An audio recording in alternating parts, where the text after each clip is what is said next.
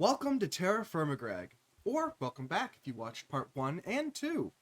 You're cool if you did. If you didn't, you can repent by liking and subscribing. You know how it goes.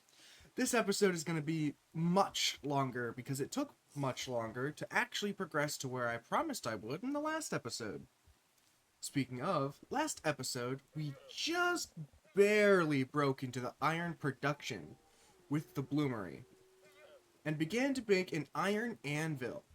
So then, we can create mechanical devices, like a windmill, or a water wheel, or a coke oven, which is also really cool. Anyway, let's jump right in. Starting off with day 21, I continue my work with working the blooms into ingots from the last video. My hammer breaks again, and I run out of flux. So great start. Wonderful start, if you ask me. I get some more shells for flux, just pick them off the beach. It's pretty easy. And make a fancy new bronze hammer. Yes. It's definitely not like I had another one before. And managed to finish the iron anvil, which is also nice and cool looking. Kind of looks like it's been deep fried a bit, but that's okay. Once again, I hit another bump in the road, in the form of lack of coal. I've run out. It's almost all gone. I'm using basically anything I can get now. So, I use my fancy new iron anvil and make some fancy new iron tools. By the end of the day, I get there and have excavated about half of the vein, I'd assume. I don't know how deep it goes, but it's a pretty big coal vein. It's nice and cool looking. I really do enjoy it. Day 23. I decide I've had enough coal, and it takes me about half the day to get that. I begin my journey back, but I do make a slight pit stop to mine about 50 blocks down and get some sphalerite, a zinc material, for brass, so I can make a windmill, because that requires a brass gear. Super easy, just another forging thing. It's a manual stuff. I begin preparation to find kaolin clay and graphite.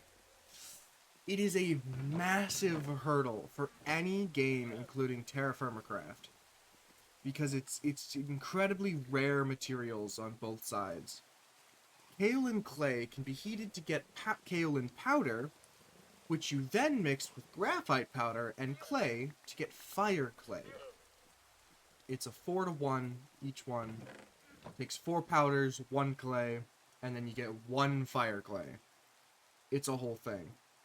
But fire clay is an incredibly useful material, letting me craft a crucible, unbreakable ingot casts, and most importantly, the blast furnace.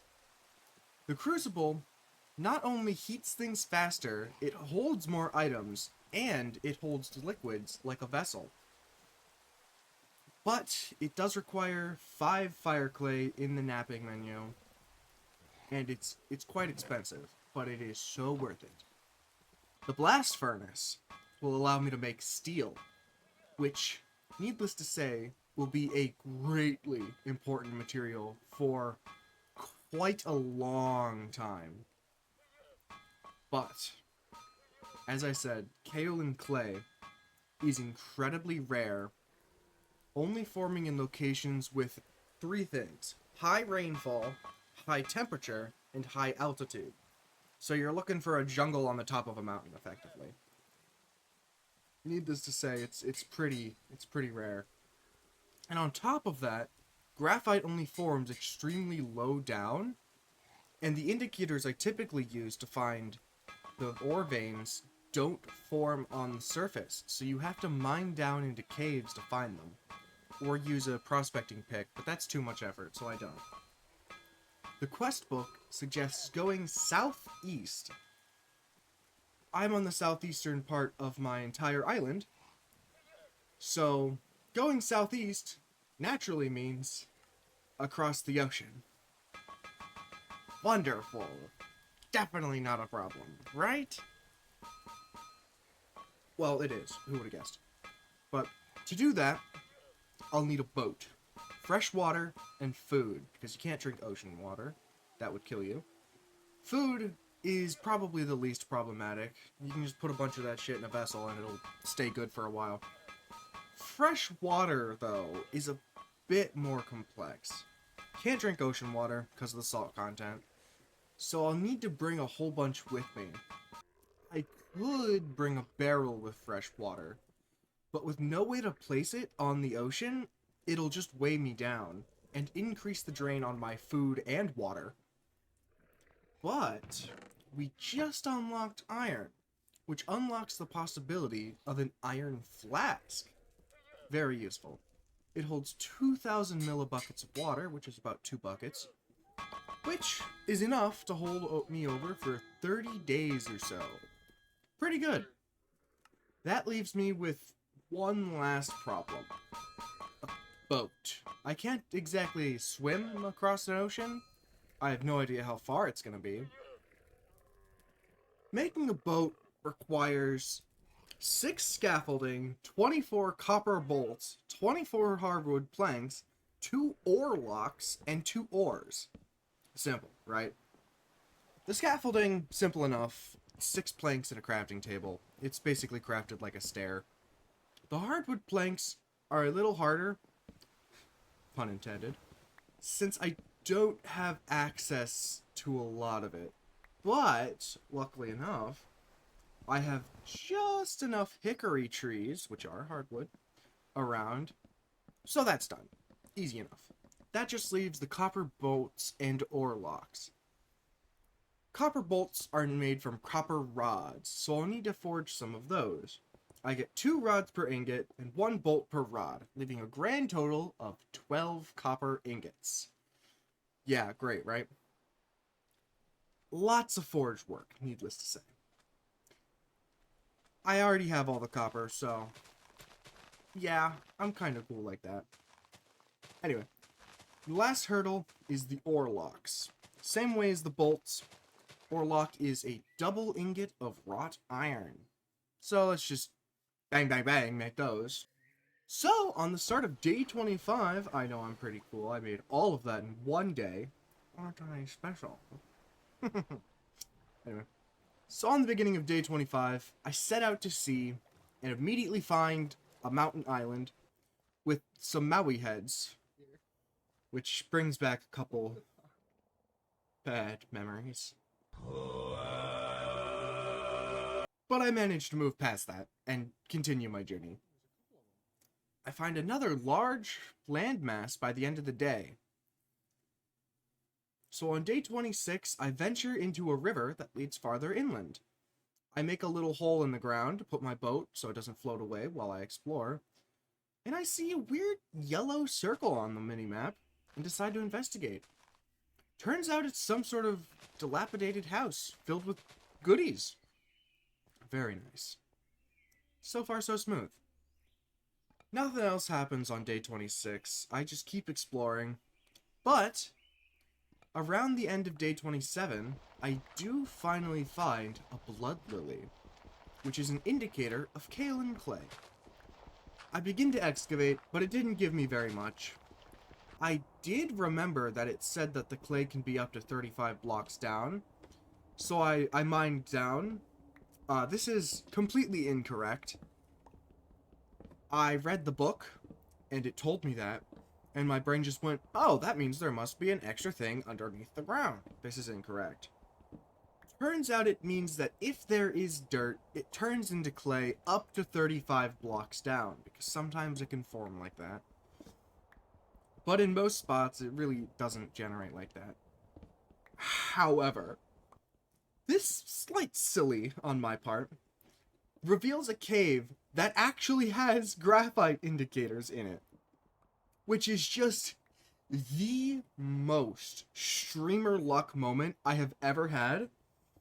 By the way, I stream on Twitch. Hint, hint, nudge, nudge. Hint, hint, hint. Go follow me on Twitch. Anyway, I decided to take a bit before mining in the graphite vein and find more kaolin first. I almost die encountering a bear. Why? No! No, leave me alone. the course, but I find a huge pocket of clay that it was guarding. So it all evens out, emotionally, at least. I return to the graphite patch that I just stumbled upon by doing silly shit, and begin to mine out a bit. You don't need all that much. Each dust produces one fire clay, so all you need to do is get like maybe a stack of the stuff.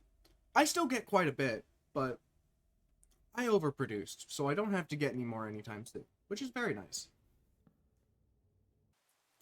Day 29. I spend the entire day traveling back, and once I get back, I do some basic maintenance on everything, making sure the bees are breeding, feeding the animals since I was away for 4 days, and I get to harvest the onions and potatoes that I've grown in. I also make some brass for future use. And I craft 5 kaolin clay blocks for glass blowing later, because you really do need glass blowing. It's a whole pain in the ass. Anyway.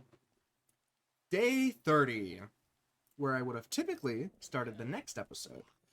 But the exploration took a lot longer than I thought it would, and this is only happening because the blooms took a lot longer. Anyway, I worked more iron blooms, and I waited for the kaolin to heat up, and it takes a long time for this kaolin to heat up. I begin day 31 by grinding up some graphite. I break one of the handstones in my kern, whatever you want to call it, and craft the first fire clay. I make a crucible. Well, I try to make a crucible. Then I remember, wait, this isn't ex nihilo. You can't craft it in a crafting table, and instead have to use the napping menu. Also, this is the first time it starts snowing, officially marking the start of a very cold winter. I will need to make a shelter as to not freeze to death very soon. The next step in the progression is to make a coke oven. This will, 1, make coke from coal, which is a great fuel source, and it allows me to use the blast furnace to make steel, and 2, it makes creosote oil to make treated wood. Treated wood is used in watermills, windmills, and a whole bunch of other stuff. However, it is quite expensive, requiring 120 coke oven bricks, each of which is 3 clay and 5 sand, leading to a net cost of 360 clay and 600 sand. Oh boy, this is going to take a while. Unless I make an excavator shovel, which is like the mining hammer, and in the fact that it mines in a 3x3 block. With the excavating shovel, it doesn't take that much time.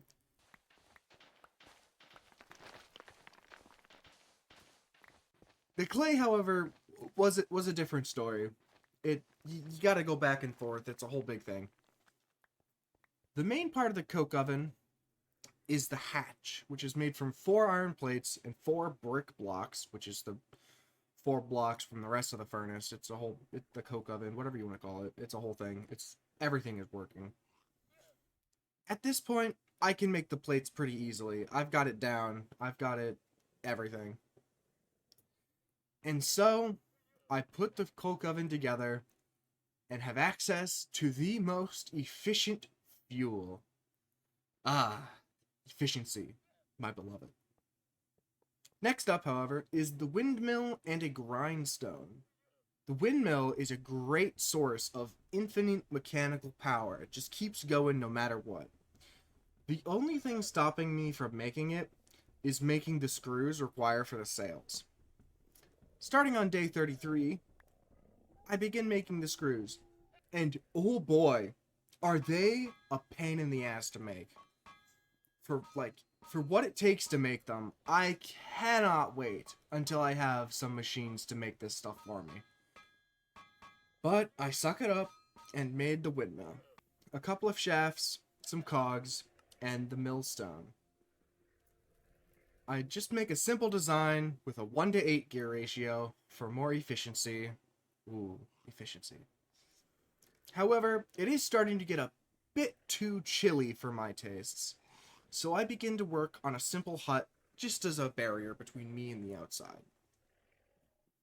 Day 34, I finished the hut, it took all day, and I begin to move all of my items into it, and I move what machines I can in as well. However, all the forges and fire-related items need to be outside because of the whole wood burning thing. You know, it's a whole thing. Day 35, I finished moving all my stuff in, it wasn't really that much effort, and begin preparations for the blast furnace.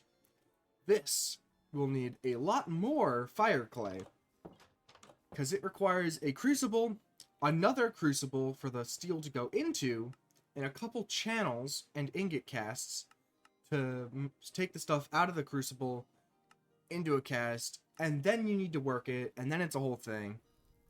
The best way to do this, as I'm not traveling 2 more days to find that clay, will be to go to the Beneath, this mod pack's version of the Nether.